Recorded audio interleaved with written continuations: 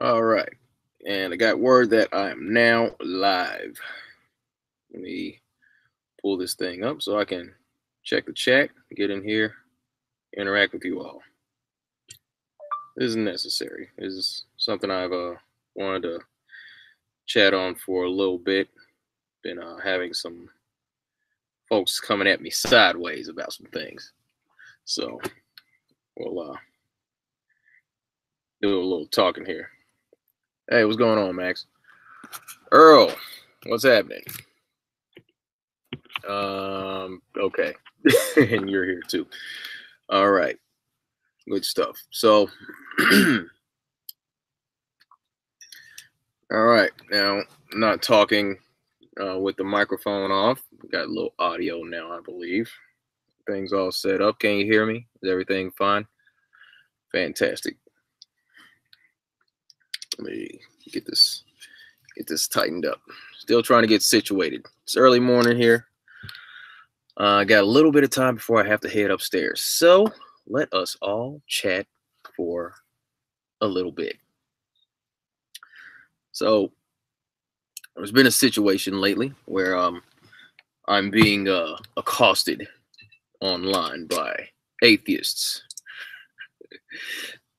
Such has been the case for quite some time, but the whole idea of these folks doing this, well, I mean, they get upset about people having different viewpoints. Now, you'd like to think that people would come to a conclusion to kind of live and let live. Like, if you don't have any consequence in your life, if you don't have any sort of repercussions as to what you do, then there shouldn't really be an issue with anybody else in the way that they live or what they think. But for some reason or another, individuals seem to have this idea that anybody that doesn't see things the way that they see things is a complete idiot, is that they're lacking intelligence in certain areas. And I really don't see how people think that way. But I'll try to walk through this process and understand to some degree why they may think that way. So I'll start briefly by saying hello to everyone in the chat. Thank you for tuning in. Let's go ahead and get started. So this guy wanted to chat with me on his channel. Says he wants to know what I think, or why I think what I think. Now, first off, this is concerning flat Earth. Now, I don't think that the Earth is flat. I know, in fact, that the Earth is flat, and the reason why I know that is just the simplest explanation is because most of the Earth is water. Water in large quantities does not bend around a ball. Anytime you have a ball, you pour water on it and the water falls right off. Gravity is a myth.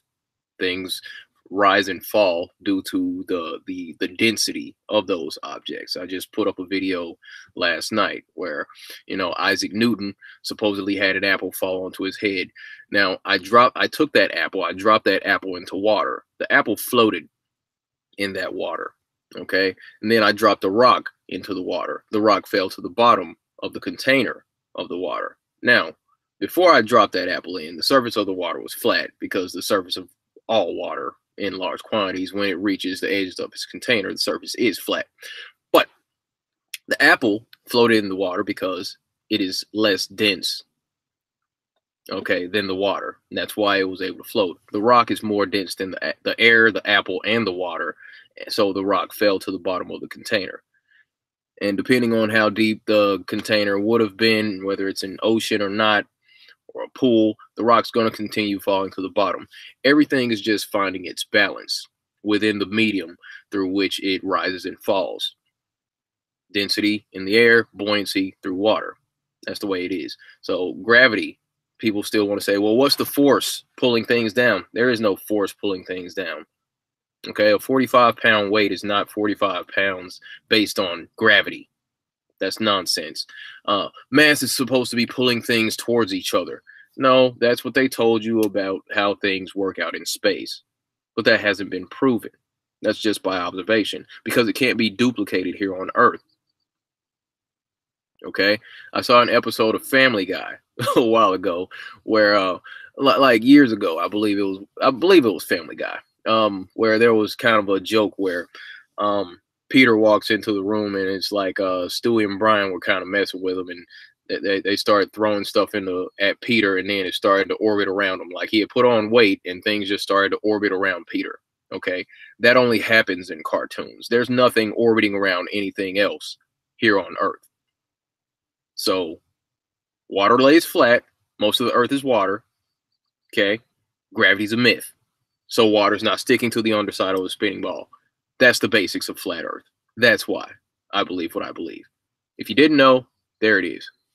So that's what I think about that. Now, what's been going on lately is that folks are coming to me saying that ridiculous phrase. People are saying there's no God. Really? You think not?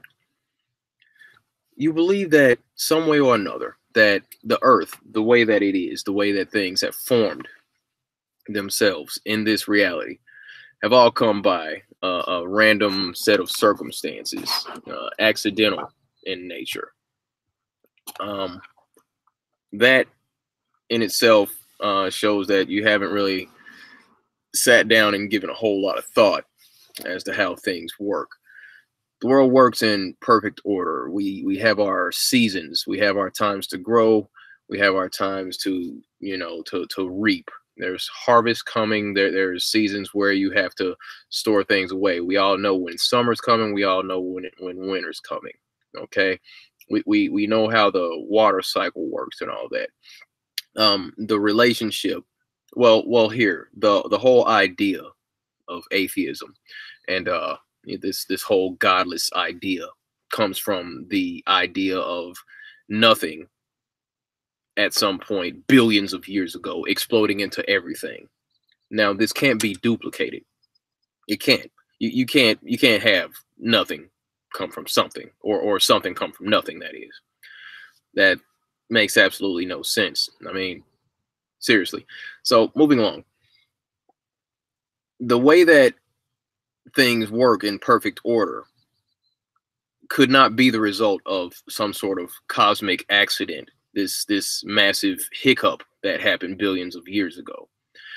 Explosions out of nothing, creating the way that things work in perfect order the way that they do.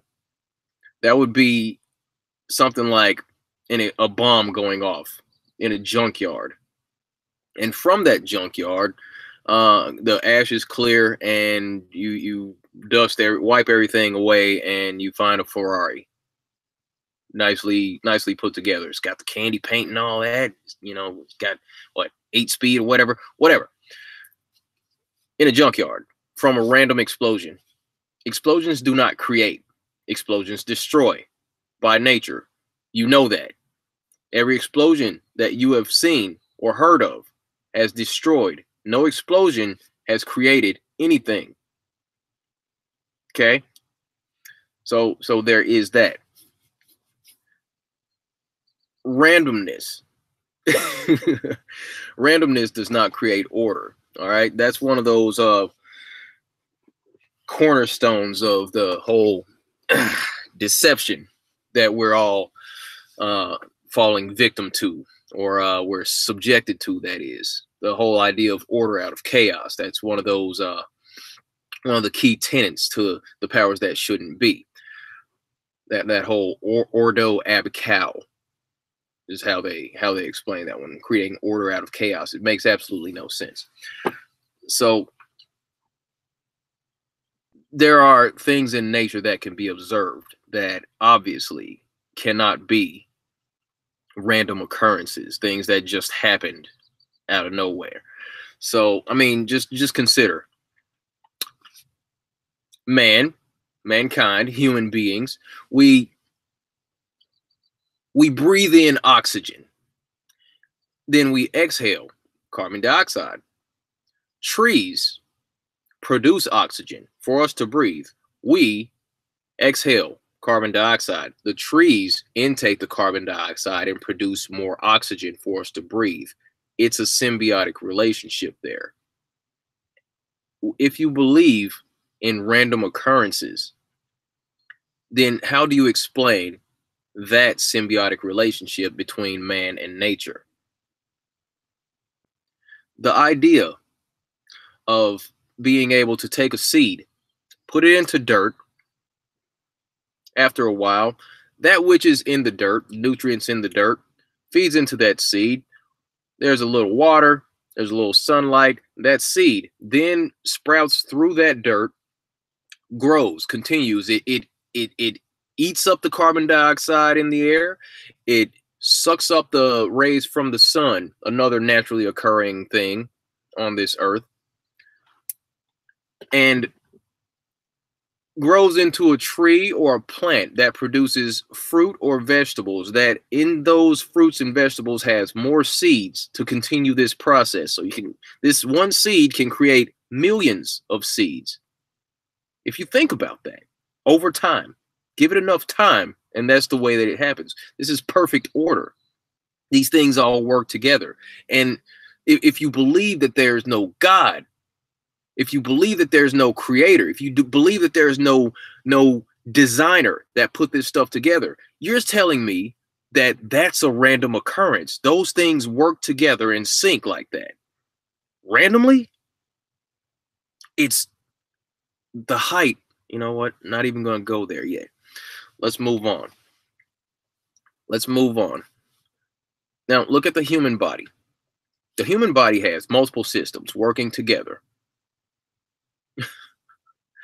The human body has multiple systems working together in sync to create who you are, the way that you are, the way that you move, the way that you think, the way that you produce, the way you build muscle, the way you process your food.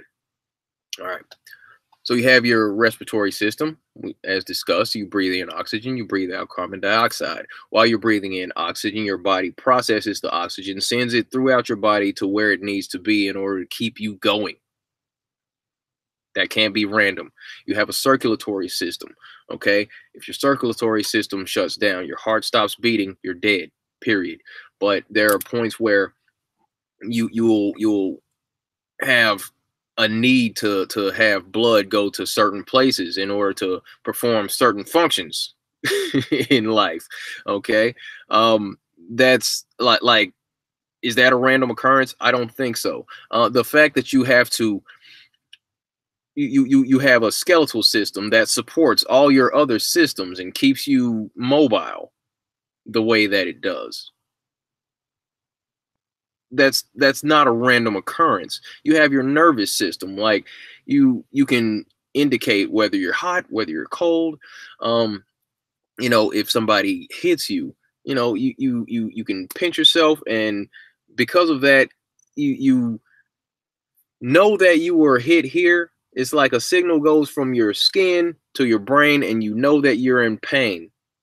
Right back to this other spot. I know that rhyme. But here, I mean, these signals, they transmit quickly, within nanoseconds. And people think that's random. While people are even in my comments or texting me or sending me messages or whatever, saying that there is no God, that this is all random. The whole process of you typing out this message, some way or another, your brain is sending signals to your hands. You first off, you have thought. Let's backtrack. First off, you have a thought. Okay, where these thoughts come from? Random, I guess. You can't really explain emotions. You can't really explain feelings, thought, consciousness with a random explosion. There's no space for that. But in the process of people sending me these messages, you have a thought. This thought sparks from your brain. sends a signal to your hands to say, I want to type this out. Your hands get the signal within, fraction of a second. And suddenly your thumbs start to move over your smart device and you start to type out these things. Just that process in itself is unexplainable through random occurrence. Somebody will try. I'm sure somebody has tried to explain that, but all the conjecture in the world can't convince me that that's all random. You really think so? I don't think that type of thing can happen by chance. That doesn't happen as a mistake, as a result of a random explosion out of nothing, creating everything. And then over millions and billions of years, everything just evolved to be the way that it is. I don't think so. Of course, there's a creator. Of course. Now, consider the idea that you're sitting at a table. All right, you're at a coffee shop. You're enjoying your coffee. You're just, having a great day. Sitting at your table. You look over and on the chair next to you, you see a book. You see a book. Just sitting there. Now, you pick up that book and you put that book on the table. Some random person walks up and says, that book didn't have an author.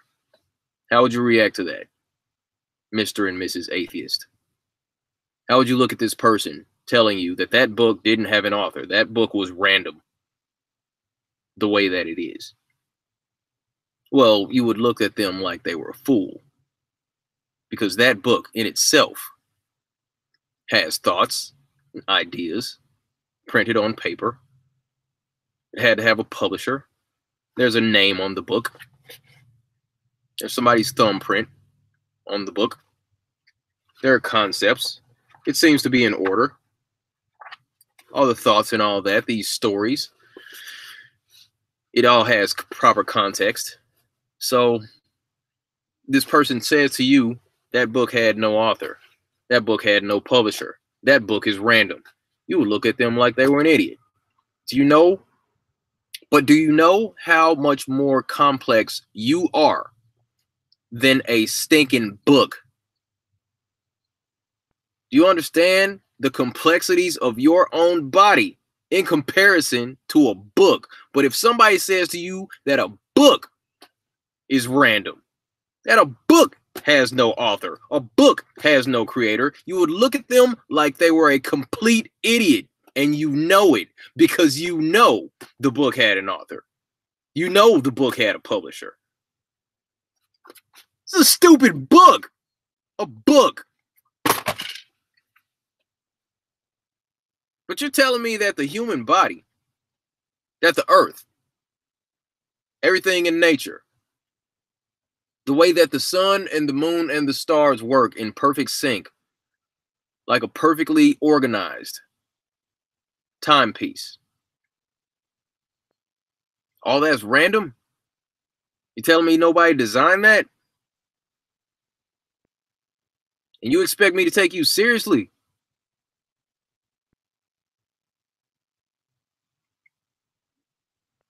The book has no author. The book's random. Really? Earth is... There's no God. Earth is random. This all came from an explosion from nothing. And you want me to take you seriously? You kidding me? You know how retarded you sound? Sorry. It's ridiculous to say some crap like that. Ridiculous. Now, whether or not you prescribe to any sort of ideology about the Creator, about God, Yahuwah, to sit here and say that there is no existence of a designer behind all this that has been designed so perfectly, that is the height of stupidity. If you want to know what I think, Mr. and Mrs. Atheist. Ridiculous. to believe that. If it's ridiculous to think that a book can occur randomly, it's ridiculous to think that the world itself can occur randomly and work the way that it does.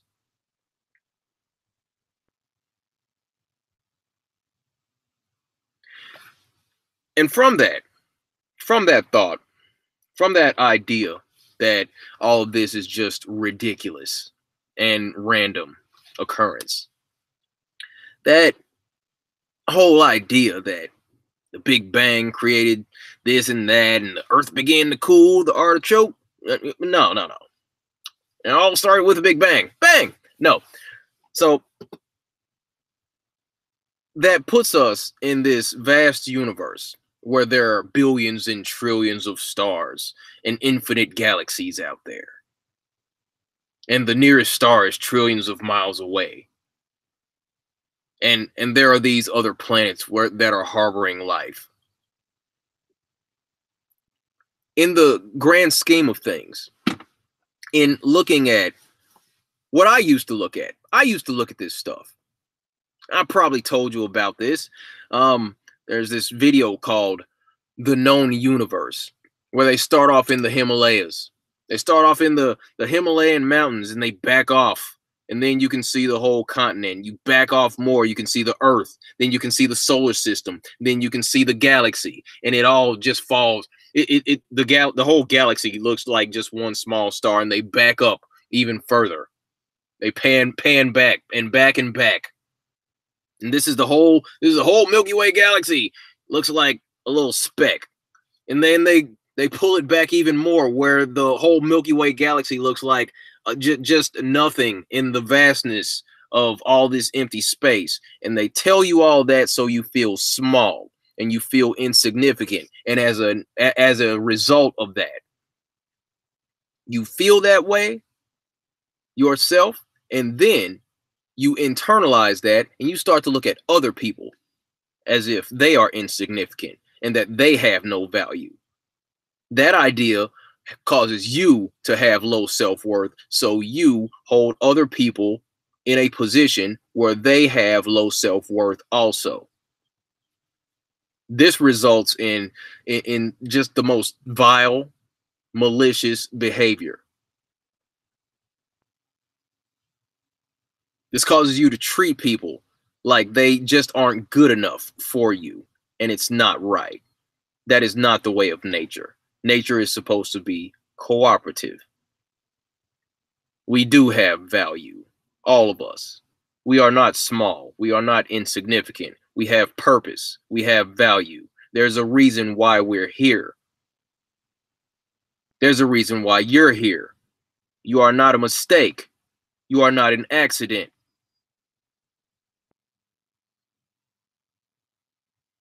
Know that. Don't think it, know it. That's not the way it is. You are not small and insignificant out here.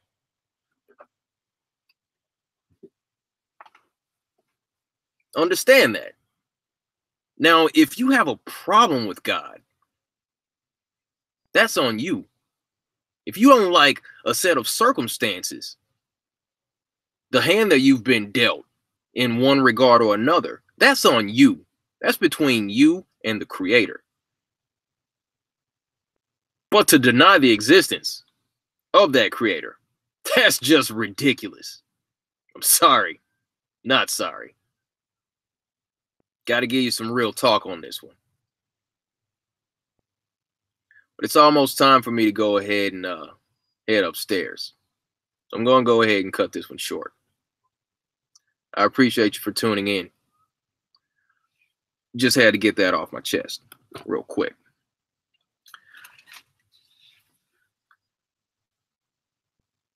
Thanks for tuning in, everybody. I hope you have had a great week. I'm hoping that you will have a fantastic weekend. Funny thing about these words that we use: week, weekend, morning, MOURN. That's when people are looking at are sad about someone who's died. Mourning. You know, you work, spending your energy all throughout the week, and by the time you've come to a point to where you can do what you want to do, you've been weakened going into your weekend. Wordplay. Good Lord. All right. Or good grief, whatever that is. Not sure what good grief there, what good grief is, but it's another oxymoron. But anyway, um, probably get into a little bit of that later on, but I'll just move on. Gonna head upstairs, folks. I appreciate you tuning in. Happy Flat Earth Friday. And as always, be good to each other. Take care of yourself. Stay flat. I'll see you next time. Thank you.